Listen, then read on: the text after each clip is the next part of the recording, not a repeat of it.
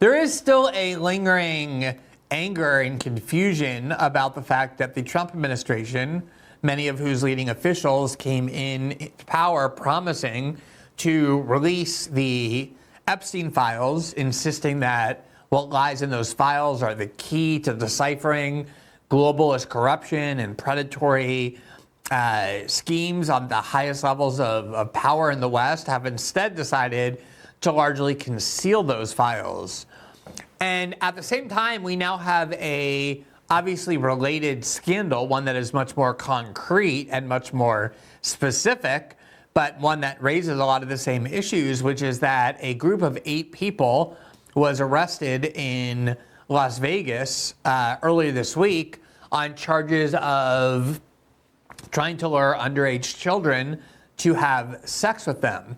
And of the 8, one was a relatively high-ranking official with one of Israel's most important government units, its cyber warfare unit.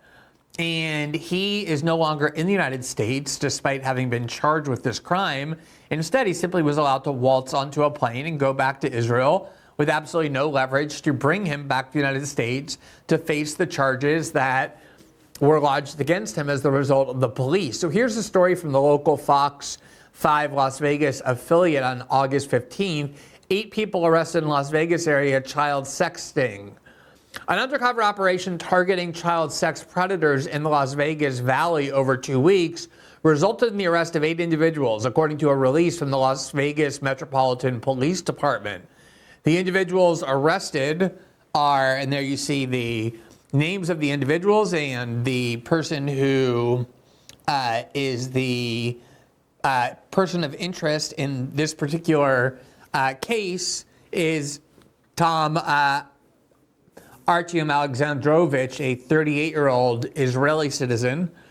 He has no ties to the United States. He doesn't live in the United States. He has no property in the United States, no work in the United States. He was simply on American soil where, according to police, conducting undercover operations where they pretend to be underage children on dating apps, they tell the person with whom they're speaking that they are a 15-year-old girl or 14-year-old girl. And when the adult male expresses interest in meeting them for sex, that's when they swoop in and charge the person with trying to lure a minor for sex, or basically pedophilia. And there you see his name. Now, the guilt of these people is obviously undetermined. That happens only at trial. The police report and the police charge is exactly what I just explained. They all face, all 8 of them, charges of luring a child with a computer for a sex act. It's become a very common police practice. You can question whether it's an effective use of time, whether the police are actually creating crimes where none would otherwise exist. But in general, I think the sympathies lie with the fact that if you are an adult man, an adult 37-year-old man, and you are led to believe you're talking to a 15-year-old girl who wants to meet you for sex, and you expressed interest to do so and take steps to meet her, that is not really entrapment, because people would not ordinarily be inclined to do that. Most people would immediately say, no, if you're 15 years old, I have no interest in meeting you. And this isn't intended to not create criminals and pedophiles, but to detect them and find them before they can actually meet young girls themselves. But whatever else is true, it's been upheld many times, this type of investigation by the police. As I said, the guilt or innocence of each person is determined only at trial. Right now, they're just charged. But the charges themselves are serious. They're felony charges of the kind that courts typically take very seriously. This is not some misdemeanor. It's not a jaywalking offense. It's not a disorderly conduct. It's a felony charge where people are expected to go to jail when they're arrested and only let out on release conditions that ensure that they will then come back and face these charges.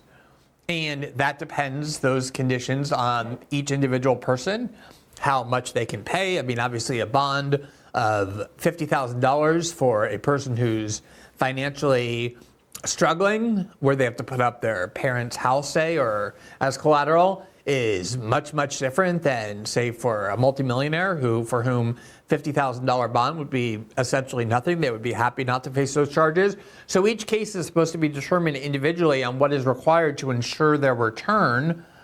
And oftentimes in cases where it's a foreign national with no interest in the United States, meaning no job, no property, no ties to the United States, there's obviously huge flight risk. Why wouldn't a foreign national with no ties to the United States, when released from jail, knowing they're facing these kinds of serious felony charges that could destroy their reputation and their life, result in serious prison time, why would they stay in the United States? Why wouldn't they simply get on a plane and go back to their country, knowing that they can't be extradited because they're citizens of that country? And that's why oftentimes what is typically done are measures are imposed on foreign nationals where they have to wear ankle monitors so that if they do go to the airport, the police will be immediately known and can sweep in and intervene before they can do so, or their passport is simply seized pending the resolution of the case so that they're prohibited from leaving. None of that was done with respect to this Israeli citizen who has no ties to the United States. Now, the person who really first broke this story, who discovered the connections and not just to Israel, but to the Israeli government and the status of this defendant, is Melissa Whitty, who was just on our show a couple weeks ago, where she had done other really impressive shoe leather journalism in defense of the whistleblower who exposed the cruelties and savagery that he saw at the Gaza Humanitarian Foundation, so-called, and he blew the whistle, and he was attacked for having been a wife beater, and she was able to go and investigate the files and prove that those documents were fabricated. And we had her on our show. We talked about how great she is as an analyst, as a journalist. She was the one who essentially discovered who this person was and posted this on August 15th, the night of the arrest. Quote, "The executive director of Israel's National Cyber Directorate was arrested this week in Las Vegas in a child predator ring sting.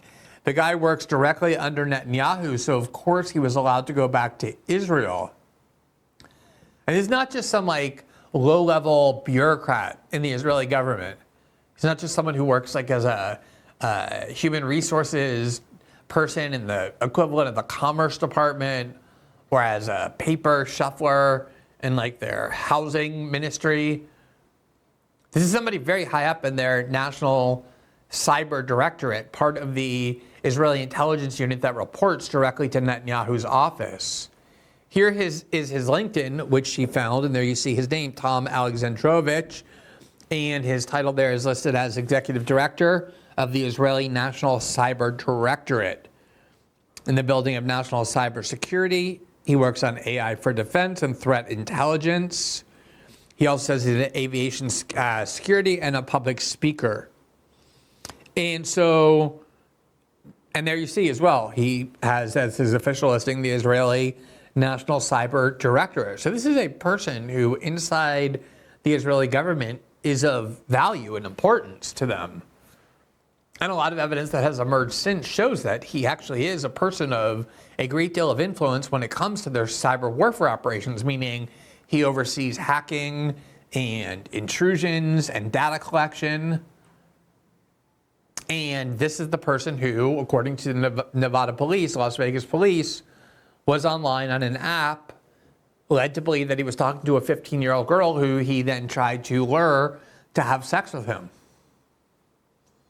And yet there were no measures taken, despite his high-level status with the Israeli government, or I think more accurately because of that, to ensure that he could not flee the United States.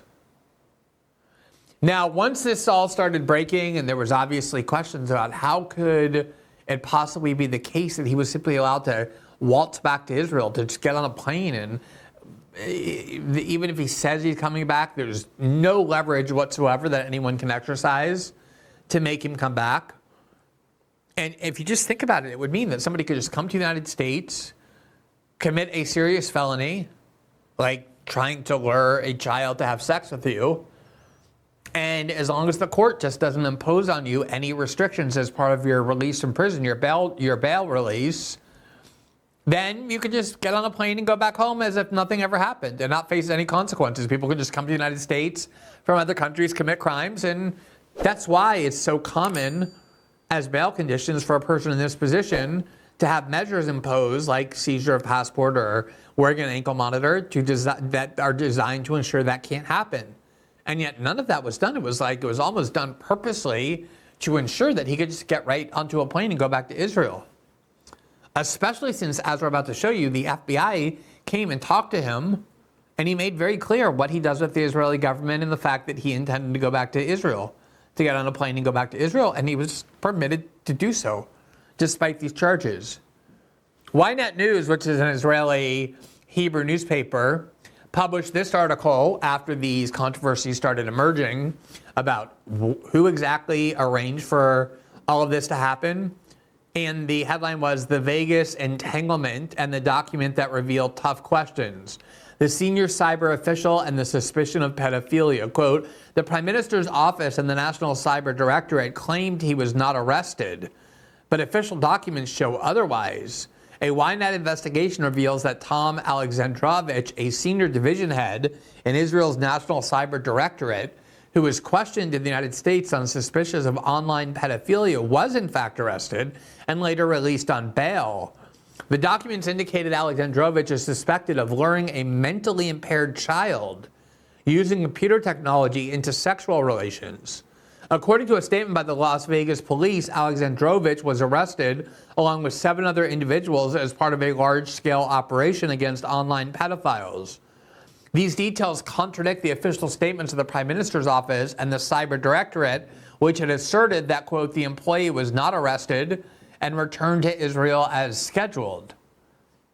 Because as this controversy circulated online, Israeli officials felt compelled to provide an explanation, and Netanyahu's office and the Cyber Directorate went online and said, oh, he wasn't arrested, and that's why there were no conditions imposed upon him preventing his return from Israel. He just went back to Israel as scheduled. That turned out to be a total lie. He, in fact, was arrested and charged, and that was the reason why he needed bail. Now, the other individuals charged along with him were also released on bail. And it's fairly common to release people on bail. You don't want to imprison people simply based on a charge. They're supposed to be imprisoned only once they are actually proven guilty in a court of law through a plea bargain or through a trial. And unless they pose an immediate threat to the public safety or some sort of extreme flight risk, it's common to release them on bail that will be sufficient for them to have an interest in coming back so they don't forfeit their bail. So it's not that he was released on bail that is the issue. The issue is that given his situation, the fact that there were no measures taken to prevent his fleeing from Israel is extremely odd. Here is a statement on August 18th, a couple of days later, from the U.S. State Department, Near Eastern Affairs, which governs Israel and that region. And it says this, quote, the Department of State is aware that Tom Artyom Alexandrovich, an Israeli citizen, was arrested in Las Vegas and given a court date for charges relating to soliciting sex electronically from a minor. He did not claim diplomatic immunity and was released by a state judge pending a court date. Any claims that the U.S. government intervened are false. Now, there's no proof that the U.S. government intervened, but there are a lot of questions, very difficult to answer questions about why, given how obvious it was that he was going to do what he did, which is flee the U.S. and go back to Israel with no consequences, he was permitted to do so. Why would that happen? Sagar Anjetti, the host of Breaking Points and a good friend of our show, obtained documents from the Henderson Police Department, which shed more light on his arrest. And here is the arrest document for him. There you see on the screen, there you see his name, Tom Alexandrovich. He's charged. The charge is luring a child under the Computer Sex Act. It's a felony charge. There's one count of it. And the details of the probable cause statement for the arrest is that it says, I learned the following facts and circumstances which lead me to believe that the below named subject committed or was committing the offenses below at a predetermined location, and the address is blocked out, and the crime there is luring a minor using technology, a violation of NSR 2015604A, and there you see it says it is a felony charge. So this is not something that authorities would play around with. It's not something that courts would play around with. They take that very seriously. Now, here is part of the next document where this is the Henderson Police Department interview with him, and it describes there how his native language is Russian. He speaks Hebrew. He agrees to speak. He fully understands English. They advised him of his rights, and this is what he told them. And this is, you can see in this box here, Alexandrovich is from Israel and is visiting for the Black Hat Conference, works for the Israeli government agency and has done so for approximately 14 years. Alexandrovich stated he has never been arrested and was not familiar with the consequences of speaking or not speaking with U.S. authorities. Agent note, Walsh stated he was not able to give legal advice. However, if Alexandrovich wanted his story to be heard, he was able to speak to investigators. He stated he has a meeting with the NSA tomorrow. So he told the investigators that he has a meeting with the National Security Agency, the NSA, tomorrow, which makes sense given the relationship between the Israelis and the Americans on questions of cybersecurity. And he said he had several bureau people and NSA people, that he had met several bureau people and NSA people over the past week. So he had spent the week meeting with the FBI and with the NSA. So again, this is not someone unknown to federal authorities. The federal government is saying, oh, we didn't intervene. But they certainly had a lot of contact with him, a lot of relations with him. They know who he is. He was in the U.S. for official business between Israel and the United States. He commits, according to the police, a serious felony charge, and then he's permitted to just waltz back to Israel with no consequences. The document goes on. Alexandrovich stated he was in shock and he needed to contact someone about his international flight back to Israel. Alexandrovich stated he did not know the numbers for the Israeli government. He stated it was very important he get numbers for his flight. He stated his flight is on Friday to New York and then will fly to Israel. Alexandrovich stated his phone does not have a password but uses his right thumbprint. He stated he needed the following numbers from his phone. So he wasn't hiding the fact that he was going to simply go back to Israel. He told the police that that's exactly what he intended to do. He said he had a flight back and he intended to take it. So why would the court, why would the prosecutors, why would law enforcement, knowing that his intention was to leave the U.S. and go back to Israel, at which point there's no way to get him back, it's extremely unlikely, why would he come back to the U.S. to face felony charges? Why would they not then impose conditions to prevent him from doing this? And it makes no sense whatsoever. Here's Reuters on August 19th as more facts emerge. Quote, the court records reviewed by Reuters show a $10,000 bond was posted in Alexandrovich's case at the Henderson Detention Center, southeast of Las Vegas, on August 7th. But we still don't know who posted that bond that allowed him to get out of jail. He wasn't there with people. He doesn't have family in the United States. Who posted that bond to allow him to get out? And what explains the fact that there were no conditions imposed on him to prevent him from doing exactly what he said he was going to do after spending the week meeting with FBI and NSA officials, with a meeting with the NSA the following day? Does any of this pass the smell test at all? Now, one really interesting aspect of this is that there is currently a U.S. attorney for Nevada. She is in an acting capacity because she could not get confirmed by the Senate. So the Trump administration appointed her there, put her in an acting role. It's unlikely she's going to get confirmed for reasons that we'll show you.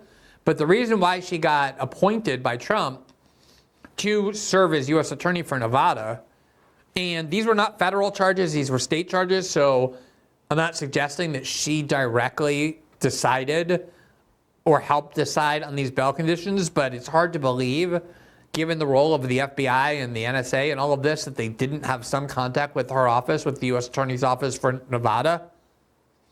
She had run previously for Attorney General as a Republican candidate in Nevada, and she ran not only as a conservative, but explicitly based on the fact that she's Israeli. She was born in Israel, she was raised in Israel, she's an Israeli citizen. She has since become a United States citizen, so she's a dual citizen. But a big part of her campaign and of her public profile is her Israeliness, and that's how she wants it. In fact, she doesn't even identify as American. She identifies as an Israeli American in that order. Here's a biography or a profile of her from the Times of Israel in December of 2021, which is when she was running for Attorney General. And the headline is, "A Nevada conservative running for Attorney General leans hard into her Israeliness." Now imagine any other kind of politician, say a left-wing politician, a liberal politician, saying, oh, this Minneapolis congresswoman is leading hard into her Somaliness or her Guatemalaness or her any other country. Every person on the right would be saying, what do you mean? Why is she stressing her citizenship of and her allegiance to a foreign country? She shouldn't be in our country if she's not American, certainly not in a position of power. I've certainly heard conservatives making that argument with respect to an endless number of people and politicians who are born in a foreign country, were citizens of that country, naturalized into the United States, but continue to talk about their roots in that other country. It's a very common conservative critique. Get out of our country, you're not really American, we don't want you here. She does it. Her name is Sigal Shada, at least as aggressively, if not more so, than any of those other people. Here's the Times of Israel goes on. Sigal Shada, that's her name, rose to prominence in the U.S. for her anti-COVID restriction advocacy. Now she's promoting Israeli pride, so she and her fellow expats won't have to go back to Israel. Quote, I asked her how she identifies as a Jewish American or an Israeli American. Quote, I would say I identify as an Israeli American. She waited a beat. Absolutely. And while in the United States, while emphasizing what she calls her Israeliness, this U.S. Attorney for Nevada, which is the district where this accused pedophile was released with no restrictions that would prevent his return to Israel, spends a lot of her time talking not about the United States, but about Israel, as you would expect, given her very stated allegiance to Israel and the centrality of Israeliness as her identity. Here she is posting on X on October 10th, 2024. Now that Sinwar is gone, let's see how many, quote, innocent civilians in Gaza quickly get those hostages back to the IDF.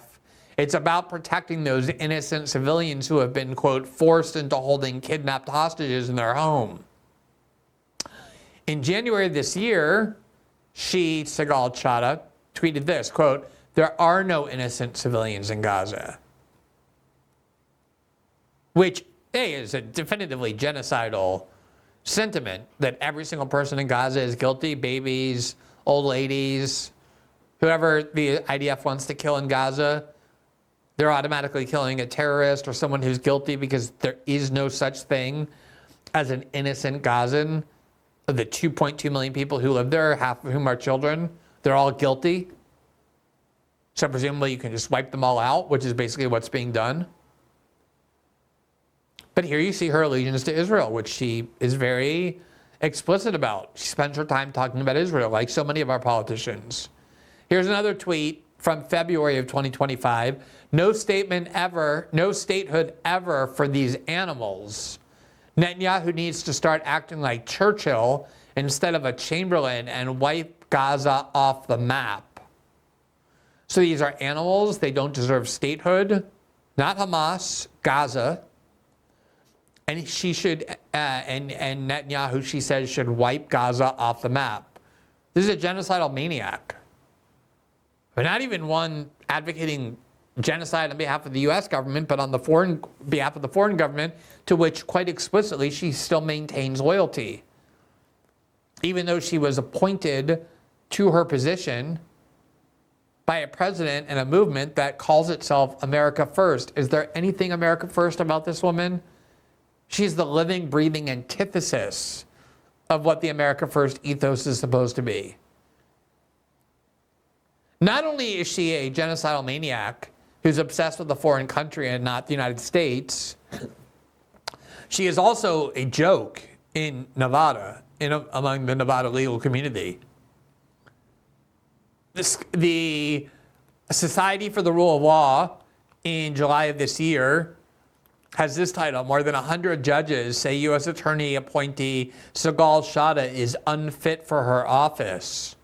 Quote, in a powerful show of support for the rule of law, 116 former judges signed a letter to Chief U.S. District Judge Andrew Gordon of Nevada and his district court colleagues. The letter urges them to resist former President Trump's attempt to bypass constitutional checks and appoint Sigal Chattah as U.S. Attorney for the District of Nevada. Chattah is known for incendiary rhetoric and a record of urging weaponization of law enforcement for political ends. Quote, the role of a United States attorney demands honesty, integrity, impartiality, judgment, and deep respect for the rule of law, said J. Michael Luddig, a retired judge who served on the U.S. Court of Appeals for the Fourth Circuit, and I would note is a renowned conservative federal judge, Michael Luddig. Quote, based on Ms. Chattah's public statements and conduct, we do not believe she even arguably meets that standard. Even her temporary appointment by the federal judges in Nevada would seriously undermine the public's confidence in our legal system and in the rule of law, as well as suggest the federal courts condone the statements and conduct that have given rise to the controversy surrounding her nomination.